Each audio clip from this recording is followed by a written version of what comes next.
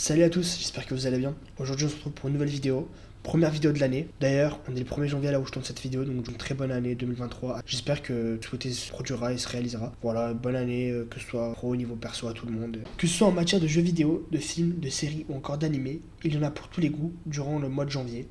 Voilà, si vous êtes à la recherche de quelque chose pour vous divertir, cette vidéo est peut-être faite pour vous. Alors, est-ce que vous êtes prêts à découvrir les sorties du mois de janvier? C'est parti.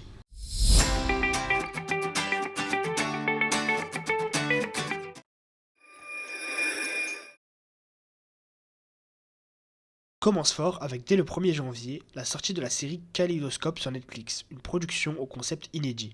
Vous pouvez regarder ce programme dans n'importe quel ordre. Ce programme télévisé se compose de 8 épisodes qui s'étalent sur une chronologie de 25 ans. S'étendant sur un quart de siècle, Kaleidoscope est centré sur le plus grand casse jamais tenté. 70 milliards de dollars d'obligations qui ont disparu dans le centre de Manhattan pendant l'ouragan Sandy. On passe ensuite au 5 janvier avec la sortie de la série danoise Copenhague Cowboy sur Netflix. Après une vie de servitude en tant que porte-bonheur humain, une femme aux étranges pouvoirs cherche à se venger de ceux qui lui ont fait du mal.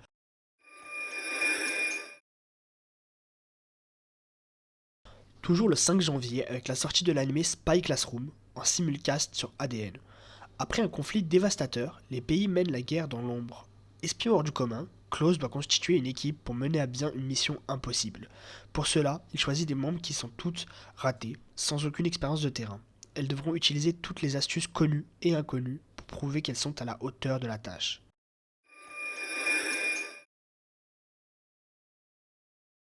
On passe maintenant au 7 janvier, avec la sortie de l'anime Nier Automata sur Crunchyroll. Adaptation animée du jeu vidéo éponyme, cet anime est à surveiller de près pour ce début d'année 2023.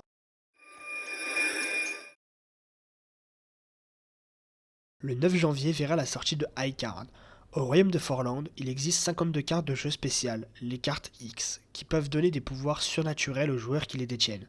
Ces 52 cartes se sont éparpillées à travers le pays, causant de nombreux problèmes sur leur passage. L'histoire suit Finn Oldman et ses collègues chargés de récupérer les cartes à travers le pays. Cet animé que j'attends avec impatience n'a malheureusement pas encore de diffuseur en France.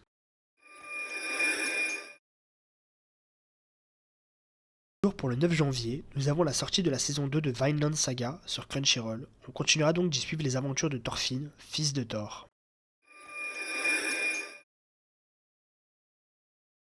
On passe maintenant au 12 janvier avec la sortie du jeu vidéo free-to-play Kart Rider Drift sur PC, console et smartphone.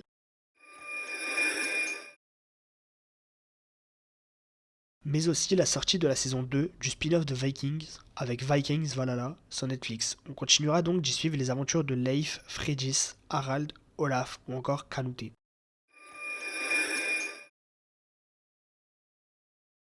Pour le 13 janvier, nous aurons la sortie du jeu vidéo One Piece Odyssey sur PC et console, RPG où l'on suit Luffy et son équipage parcourir les îles et explorer dans un monde ouvert rempli d'énigmes et d'ennemis qu'il faut affronter.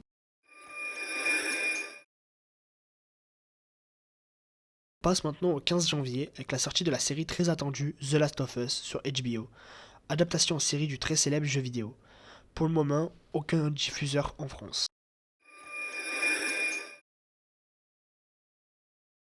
18 janvier, sortie au cinéma de Babylone, film au casting XXL avec notamment Brad Pitt, Margot Robbie ou encore Tobey Maguire. Ce dernier nous plonge dans le Los Angeles des années 20, récit d'une ambition démesurée et d'excès les plus fous. Babylone retrace l'ascension et la chute de différents personnages lors de la création d'Hollywood, une ère de décadence et de dépravation sans limite.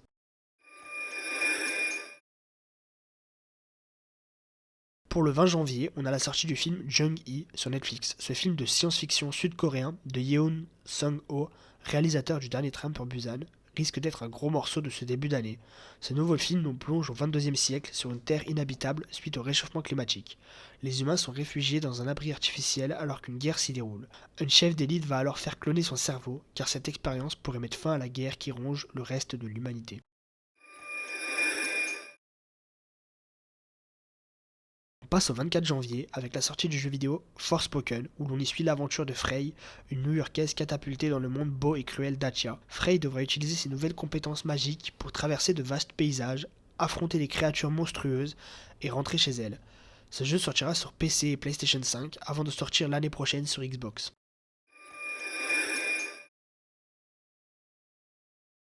Enfin, pour finir le mois, nous avons la sortie de la comédie You People sur Netflix le 27 janvier avec Jonah Hill et Eddie Murphy. Un film sur l'amour moderne et les relations familiales dans un contexte de choc culturel et de différences générationnelles, vu à travers le regard de jeunes mariés et de leurs parents.